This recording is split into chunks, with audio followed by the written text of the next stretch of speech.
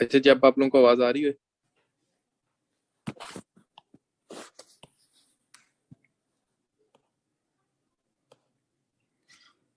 आवाज क्लियर है? ओके जी। तो सबसे पहले अब हम जो डिस्कस करेंगे वो आप लोगों का जो टॉपिक है वो है हेमरॉइड्स। ठीक है।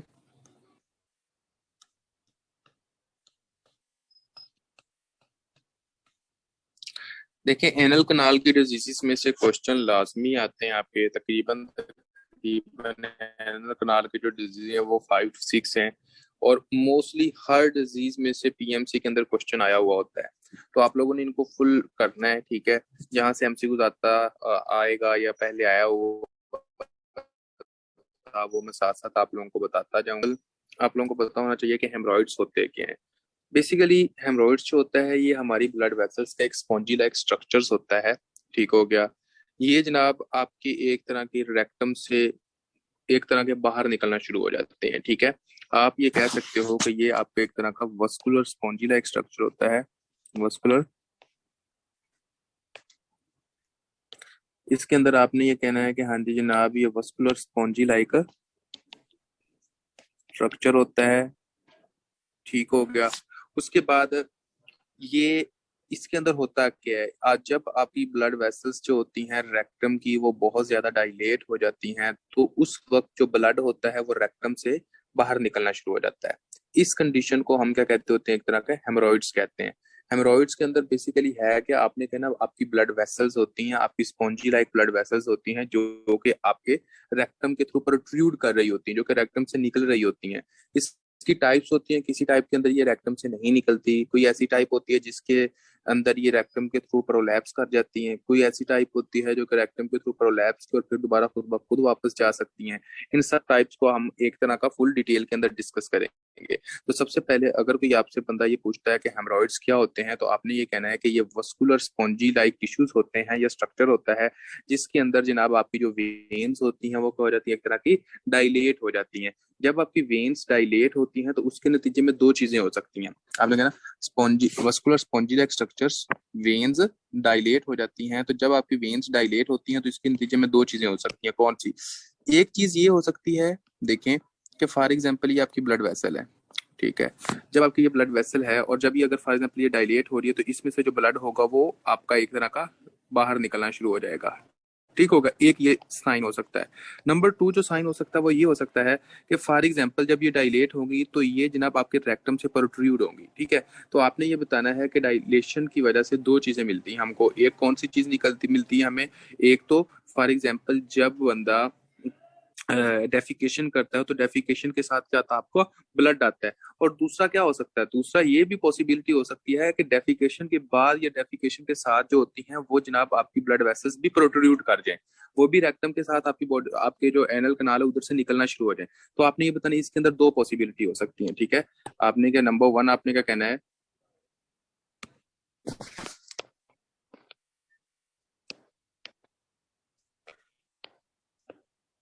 ब्लीडिंग थ्रू रेक्टम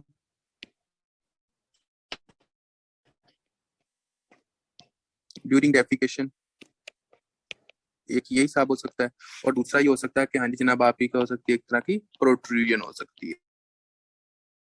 ठीक हो गया जी। Protrusion of vessel. ये कहना कि हेमरॉइड्स जो होते हैं ये आपके स्पॉन्जी लाइक स्ट्रक्चर्स होते हैं। ठीक है। इसके अंदर होता क्या है कि ये जनाब आपके ब्लड वेसल्स डायलेट होती हैं। जब आपकी ब्लड वेसल्स डायलेट होती हैं तो इसके नतीजे में क्या होता है कि एक तरह का जो या तो फिर आपकी ब्लड जो होगा वो जनाब एनल क्लाट के थ्रू बाहर निकलेगा या फिर ब्लड वेसल्स की प्रोट्रूजन हो जाएगी। ये दो चीजें आपको पता। अब हम आते हैं इटियोलॉजी।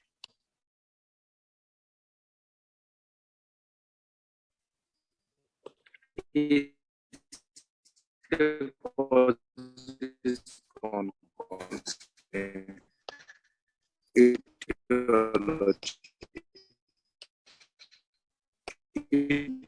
इटियोलॉजी के अंदर आपको पता होना चाहिए मेन जो इटियोलॉजी होती है वो आपका एक तरह का कंजेनिटल भी हो सकते हैं। क्या हो सकते हैं? एक तरह का कंजेनिटल हो सकते हैं। ठीक हो गया। अब ये क्या है, कंजेनिटल के अंदर क्या होता है, हम लोगों को पता होना चाहिए कि जो हमारी वेन्स होती हैं, वेन्स के अंदर होते हैं वाल्व। वेन्स के अंदर क्या आपके वाल्व होते हैं। आर्टरी के अंदर कोई वाल्व नहीं होता, लेकिन वेन्स के अंदर वाल्व होते हैं। फॉर एग्जाम्पल, ये आपकी वेन है, आप इस तरह इमेजिन करें, ठीक है। इस वेन्स के अंदर इस तरह वाल्व लगे हुए होते हैं। अब इन वाल्व का काम क्या होता है, इधर से इधर जाता है ना, ठीक है, हमारी बॉडी के ऊपर। अगर ये वाल्व नहीं होगी तो ब्लड इस तरह नीचे की तरफ आए, फ्लो को रोकने के लिए ही यहाँ पर वाल्व होते हैं, जो कि आवाज नहीं।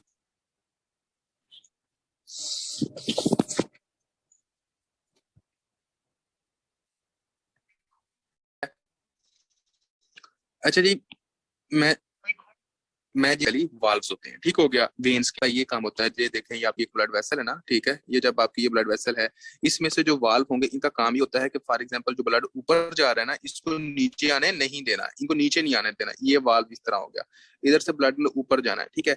अब देखें, जो वेन होती है उसका आपके ब्लड को हार्ट की तरफ लेकर जाना, ठीक है। फॉर एग्जाम्पल यहाँ पर आपका एक तरह का हार्ट है और ब्लड को हार्ट की तरफ लेके जाना। तो अब आप खुद सोचें, जब ये हार्ट की तरफ ब्लड को लेकर जाएगी, तो बंदा अगर खड़ा होता है तो इसकी वजह से कुछ ग्रेविटेशनल फोर्स भी पड़ती होती है। ये कुछ ग्रेविटेशनल फोर्स पड़ेगी तो फिर ब्लड होगा और नीचे की तरफ जाएगा। लेकिन ये ब्लड को नीचे की तरफ जाने से रोकने के लिए आपका जो मेन काम कर रही होती है वो आपके वाल्व होते हैं। अगर फॉर एग्जाम्पल किसी बंदे के अंदर या किसी फीमेल या मेल के अंदर कंजेनिटली वाल्व है ही नहीं, ठीक हो गया, अगर किसी के अंदर वाल्व है ही नहीं, कंजेनिटली एब्सेंट है वाल्व, वाल्व ही आपके एब्सेंस है, तो मुझे ये बताएं कि जो ब्लड होगा वो नीचे आएगा कि नहीं आएगा। शाबाश, आपका जो ब्लड होगा वो नीचे की तरफ मूव करेगा कि नहीं करेगा। तो सिंपल सी बात है कि आपका ब्लड जो होगा वो नीचे की तरफ मूव करना शुरू कर देगा। अब जब ब्लड आपका नीचे की तरफ मूव करेगा तो ब्लड जो होगा वो बहुत ज्यादा इधर हो जाएगा, ठीक होगा। तो जब ब्लड आपको बहुत ज्यादा हो जाएगा तो आपकी ये वाली जो ब्लड वेसल्स होगी वो डायलेट हो सकती है कि नहीं हो सकती। ब्लड वेसल्स क्या हो जाएगी, एक तरह की डायलेट हो जाएगी। आपने कहना है कि जो ब्लड वेसल्स इतनी थी अब वो इस तरह डायलेट होती जाएगी। अब इसके अंदर दो पॉसिबिलिटीज हैं। नंबर वन क्या पॉसिबिलिटी है, एक ये कि हाँ जी जनाब, या तो ब्लड बाहर आ सकता है रेक्टम के थ्रू, ठीक होगा, या तो ब्लड बाहर आना शुरू हो जा सकता है। नंबर टू पॉसिबिलिटी जो मैंने पहले बताया था कि ये जो स्पॉन्जी लाइक स्ट्रक्चर्स जो होते हैं या ब्लड वेसल्स जो होते हैं, ये खुद ड्यूरिंग डेफिकेशन आपका गुच्छा बन के एक तरह का आपके एनल कनाल का होता है, ये बाहर निकलना शुरू हो जाते हैं, ठीक है। ये दो पॉसिबिलिटी हो सकती हैं। तो यहाँ पर जी प्रोट्रूजन हो सकती है, ये दो पॉसिबिलिटी हो सकती है जो कि आप लोगों को, अगर कोई बंदा जिसके अंदर मतलब कि एक्वायर्ड कॉजेस, ठीक है। एक्वायर्ड के अंदर जो कॉजेज होती हैं, सबसे पहले आपने नंबर वन आपने कहना है कि एक पोर्टल हाइपरटेंशन, जो कि बहुत ज्यादा मेन इंपॉर्टेंट है, ठीक है, पोर्टल हाइपरटेंशन नंबर वन। उसके बाद आपने कहना है कंजस्टिव कार्डियक फेलियर, ठीक होगा, आपने ये कहना है। एक बार आप इन दोनों को मैं एक्सप्लेन करूंगा। एक्वायर्ड के अंदर आपकी और भी टाइप्स आती हैं, वो भी मैं आप लोगों को बताता हूँ, ठीक है। सबसे पहले मैं कंजस्टिव कार्डियक फेलियर को एक्सप्लेन करूंगा, उसके बाद इंशाल्लाह पोर्टल हाइपरटेंशन का आपको सबको खुद ब खुद ही पता चल जाएगा। देखें, अगर फॉर एग्जांपल ये हम बनाते हैं कि ये आपका एट्रियम है, ठीक होगा, ये आपका इस तरह हार्ट हो गया, ठीक है। ये जनाब हार्ट जो होता है, इधर जो ब्लड लेकर आता है, एक मिनट जी, इस तरह अगर फॉर एग्जांपल ये हार्ट हो गया, क्योंकि मेन तो हमने समझाना है ना, तो अब आपने ये इस तरह समझना है कि ये जनाब एक तरह का, इधर आपका लीवर पाया गया, ये क्या होगा, आपका एक तरह का लीवर होता है, ठीक है। लीवर से आपका इंफीरियर वेना केवा होती है, इस तरह कौन सी होती है आपकी इंफीरियर वेना केवा होती है। ये इंफीरियर वेना केवा आपके राइट एट्रियम के अंदर आ रहा होता है। ये कहाँ था, आपके एक तरह का राइट एट्रियम के अंदर आता है, इस तरह ब्लड लेकर, ठीक हो गया। आपको बहुत अच्छे से पता है कि ये फॉर एग्जाम्पल आप समझे कि ये राइट एट्रियम है, ये आप समझे कि ये क्या एक तरह का राइट वेंट्रिकल। आप आपका जो ब्लड होता है, इसको इसके साथ आप ये बना रहे हैं कि ये आपके एक तरह के लंग्स है, ठीक होगा, ये आपके लंग्स है, और ये आपकी ये राइट एट्रियम राइट वेंट्रिकल आपके लंग्स को दे रही है। उसके साथ चलो आप और बनाना चाहें तो इसके साथ आप ये बना सकते हैं कि यार ये आपका एक तरह का लेफ्ट वेंट्रिकल, मतलब कि ये लेफ्ट एट्रियम डाल लें, ये लेफ्ट वेंट्रिकल कर लें, ठीक होगा। उसके बाद ये ओटा जो होता है, ये करना, आपका नीचे आ रहा है। लेकिन जो मेन समझाने का मकसद है वो क्या है, वो ये है कि फॉर एग्जाम्पल जिस वक्त आपका राइट साइड हार्ट जो होता है वो फेल होता है ना, समझ आ गया, कंजस्टिव कार्डियक फेलियर में, यानी कि जब आपका राइट साइड हार्ट फेल हो जाएगा, तो मुझे ये बताएं कि राइट वेंट्रिकल जो होगा वो कॉन्ट्रैक्ट करेगा, पहले ये बताइएगा, शाबाश। जो आपका राइट वेंट्रिकल होगा वो सही तरह कॉन्ट्रैक्ट कर सकेगा? हाँ जी, राइट वेंट्रिकल सही तरह कॉन्ट्रैक्ट नहीं कर सकेगा। जब आपका राइट वेंट्रिकल सही तरह कॉन्ट्रैक्ट नहीं करता, तो इधर से जो ब्लड होता है वो जनाब आपके राइट वेंट्रिकल से बाहर नहीं निकलता। जब आपके राइट वेंट्रिकल से ब्लड बाहर नहीं निकलता,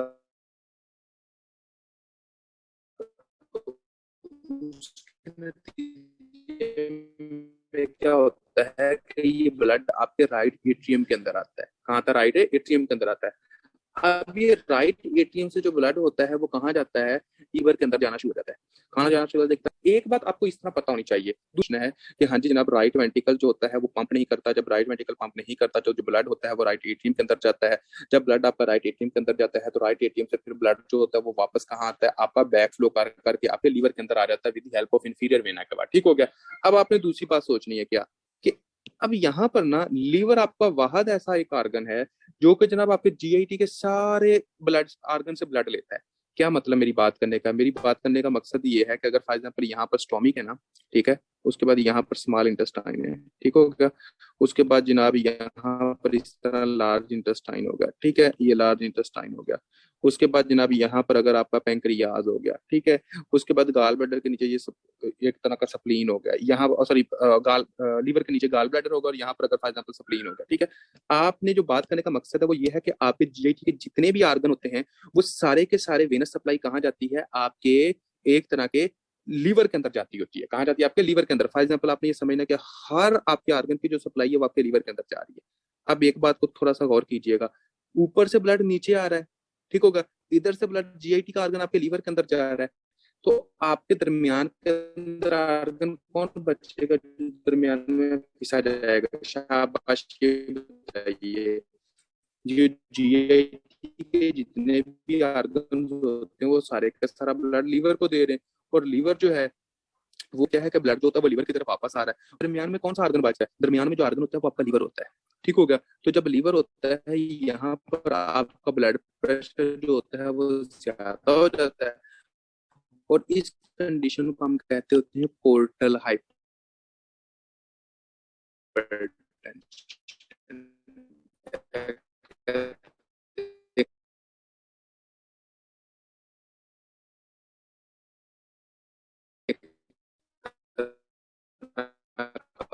पोर्टल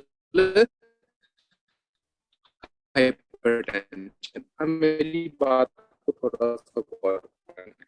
सबसे पहले आपने कहना है कि अच्छा, मैं जो बता रहा था, मैं ये कह रहा था कि देखें, एक कंडीशन है हार्ट फेलियर की, जो क्लियर नहीं आ रही थी, मैं दोबारा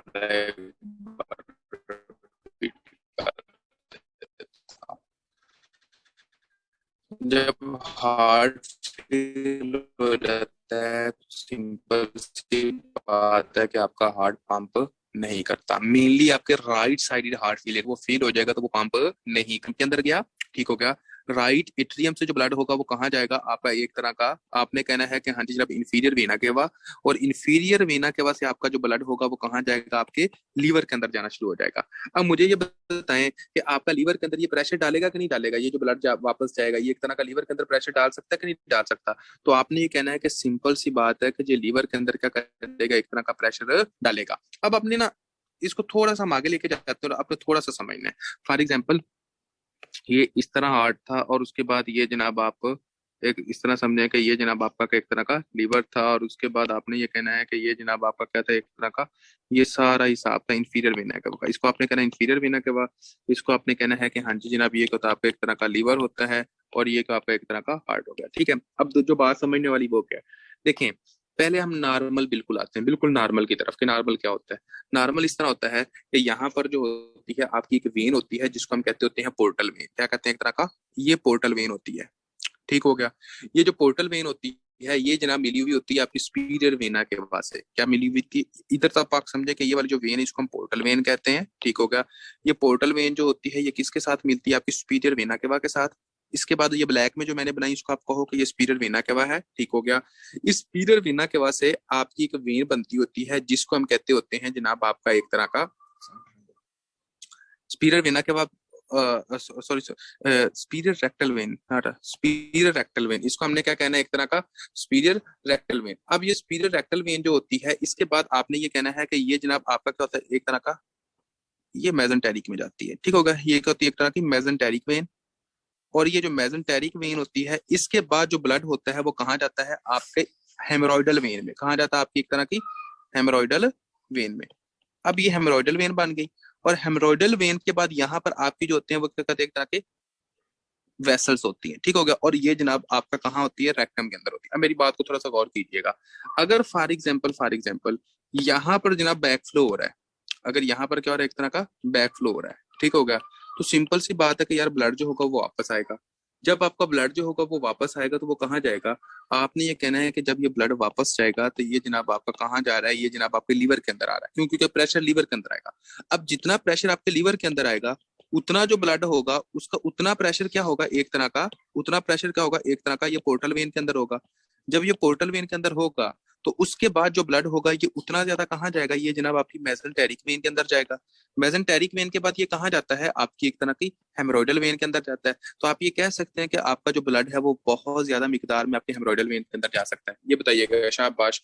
आप ये पॉइंट डाल सकते हैं कि हाँ जी जनाब जो होते हैं वो जनाब आपका हेमोरॉइडल वेन के अंदर ब्लड काफी ज्यादा मिकदार में जाएगा। क्यों? क्योंकि ब्लड जो है वो एक तरह हार्ट जो है वो उधर से ब्लड जो है वो आपका क्या और एक तरह का बैक फ्लो हो रहा है, ठीक हो गया। तो आपने एक बात अपने माइंड में रखनी है कि हेमोरॉइडल जो हेमोरॉइड्स जो होती हैं उसकी दो टाइप्स होती हैं। अभी बस इतना लिखना है, हेमोरॉइड्स जो होते हैं उसकी कितनी टाइप्स होती हैं? हेमोरॉइड्स होते हैं टू टाइप्स के, ठीक हो गया। एक को हम कहते हैं एक्सटर्नल हेमोरॉइड्स, एक को कहते हैं आपने एक्सटर्नल हेमोरॉइड्स, और एक को आपने कहना है इंटरनल हेमोरॉइड्स, ठीक होगा। इंटरनल हेमोरॉइड्स आपने ये लिखना है। अब आगे आपने गौर करना है कि जो एक्सटर्नल हेमोरॉइड्स होते हैं ना, एक्सटर्नल हेमोरॉइड्स जो होते हैं इनको जो मेन जो सप्लाई कर रही होती है वो जो पोर्टल सिस्टम के थ्रू जो कर रही होती है इसको हम कहते होते हैं आपका मतलब कि इंटरनल हेमोरॉइड्स के जो कर रही होती है इसको आपने कहना है इंफीरियर रेक्टल वेन। कौन सी होती है? आपकी इंफीरियर रेक्टल वेन। लेकिन एक्सटर्नल हेमोरॉइड्स को जो सप्लाई कर रही होती है उसका नाम होता है सुपीरियर रेक्टल वेन। कौन सी वेन होती है? आपकी सुपीरियर रेक्टल वेन। ये एमसीक्यूज आता होता है कि हाँ जी जनाब आपकी ऐसी कौन सी वेन होती है जो कि जनाब आपका एक तरह का सप्लाई करती है। तो आपने ये कहना है कि हाँ जी जनाब आपकी जो सुपीरियर रेक्टल वेन होती है वो जनाब आपके एक्सटर्नल हेमोरॉइड्स बनाती है, और इंफीरियर रेक्टल वेन जो होती है वो कब बनाती है? आपके इंटरनल हेमोरॉइड्स बनाती है। दूसरी बात को गौर करना है, अगर क्वेश्चन आए कि सुपीरियर रेक्टल वेन कहाँ से आती है तो आपने कहना है पोर्टल वेन से। कहाँ बनती है? आपकी एक तरह की पोर्टल वेन के अंदर से, ठीक हो गया। मतलब कि सबसे पहले आप इस तरह समझे कि यहाँ पर क्या था? एक्सटर्नल हेमोरॉइड्स थे, एक्सटर्नल हेमोरॉइड्स थे। यहाँ पर आपकी एक वेन होती है जिसका नाम होता है एक्सटर्नल हेमोरॉइड वेन, ठीक हो गया। हेमोरॉइडल वेन होती है। ये हेमोरॉइडल वेन जो होती है ये जनाब आपका ड्रेन किसके अंदर करती है? सुपीरियर रेक्टल वेन के अंदर ड्रेन करती है। और सुपीरियर रेक्टल वेन किसके अंदर ड्रेन करती है? पोर्टल वेन के अंदर ड्रेन करती है, ठीक हो गया जी। अब आप यहाँ पर देखें ये कहाँ पर ड्रेन कर रही है? आपकी एक तरह की पोर्टल वेन के अंदर ड्रेन कर रही है। और पोर्टल वेन कहाँ लेकर जाती है? पोर्टल वेन लेकर जाती है आपके ये लीवर की तरफ। कहाँ लेकर जा रही है? आपके इस तरह ये लीवर की तरफ लेकर जाती है। अब बात को थोड़ा सा शाबाश गौर करना है। अगर फॉर एग्जाम्पल ये आपका हार्ट फेलियर हो चुका है, हार्ट फेलियर हो चुका है, ठीक है। अब मुझे आप लोगों ने बताना कि ब्लड वापस आया। जब ये इंफीरियर वेना के अंदर ब्लड वापस आया, ठीक हो गया। उसके बाद आगे जो ब्लड होगा वो आपके पोर्टल वेन के आपके लीवर के अंदर आया। जब आपके लीवर के अंदर आया तो पोर्टल वेन के अंदर आया। जब आपकी ये पोर्टल वेन के अंदर आया तो ब्लड सुपीरियर रेक्टल वेन के अंदर गया, और सुपीरियर रेक्टल वेन से आपके एक्सटर्नल हेमोरॉइड्स में गया। तो ब्लीडिंग हो सकती है कि नहीं हो सकती? कोई ऐसा बच्चा जिसको इस कंसेप्ट की समझ ना आई हो? शाबाश। एक्सटर्नल हेमोरॉइड्स वाली बात को